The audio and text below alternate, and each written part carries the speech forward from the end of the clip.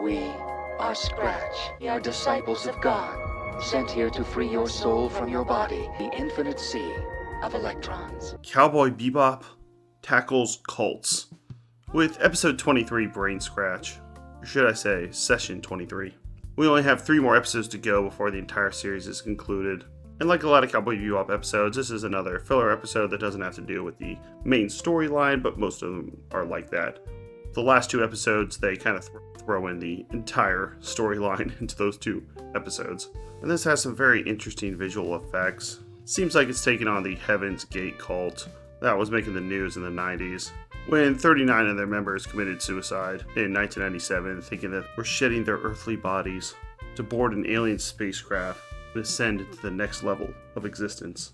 This event is still the largest mass suicide in American history, and in this episode we get a similar thing, where Brain Scratch is the migration to electronics movement.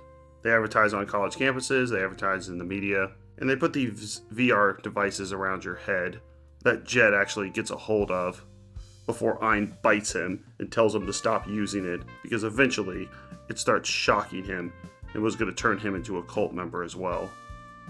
So it seems like their ultimate goal is to migrate into some type of computer database, but they're using these headsets to turn people into cult members. Since this brain dream can analyze your own brain waves and copy your consciousness into a digital form to live on forever. And for the Bebop crew, the leader of this cult, Dr. Londis, has a $38 million Wulong bounty on him, so they're going to try to get this guy and maybe save some people from this cult. This is an episode where the character Edward is quite useful using her hacking skills. I mentioned before that it's not my favorite main character, but she does serve her use in this episode, and I always love seeing the visuals of her hacking into computers. She puts her own style to the hacking, so it's not just a bunch of typing in passwords. She'll have colorful black backgrounds, smiley faces, and still you can tell what's going on screen, because every time she tries a code, it'll just have a big X that says she didn't get the right code. Spike tries to talk to some of these cult members to figure out where Londis is, but every time he asks them about it, they get scared and run away. They do manage to finally track him down to 2 different places.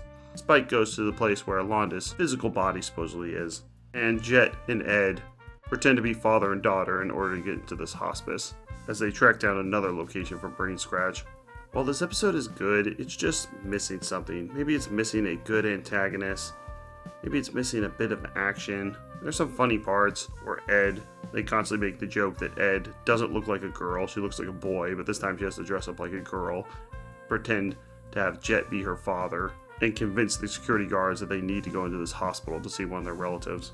But when Spike finally meets up with Londis, as one would assume, he's not in a physical form. He's on a bunch of TV screens that are stacked up to the ceiling, and he talks to him through that way. And I do think this is missing an action scene. When I first saw this episode, I didn't like it that much. I'm still going to give it a 5 out of 10. It's an average episode, but for Cowboy Bebop, it's on the lower end. You're also getting towards the end of the series, so it does make you want more of the main storyline. Cowboy Bebop is very episodic, but you only have 3 episodes left. So what's going on with Vicious?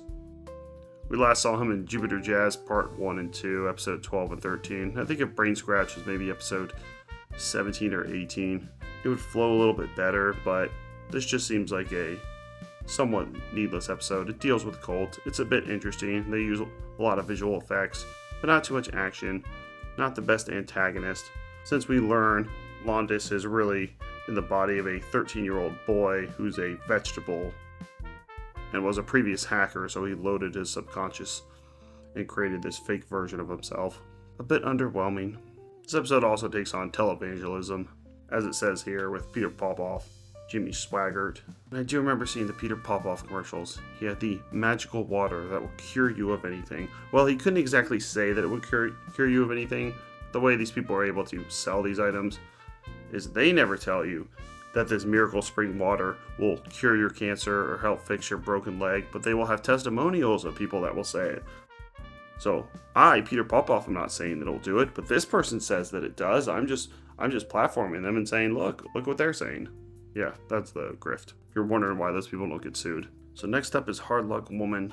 Just like My Funny Valentine, this is a Faye Valentine episode, and I think quite a bit better than Brain Scratch. And check out our playlist for the other series that we've covered. Mystery Science Theater 3000 and Black Mirror, and we've already finished Monsters, Fear Itself, Tales from the Dark Side, Pet Shop of Horrors. Thanks a lot.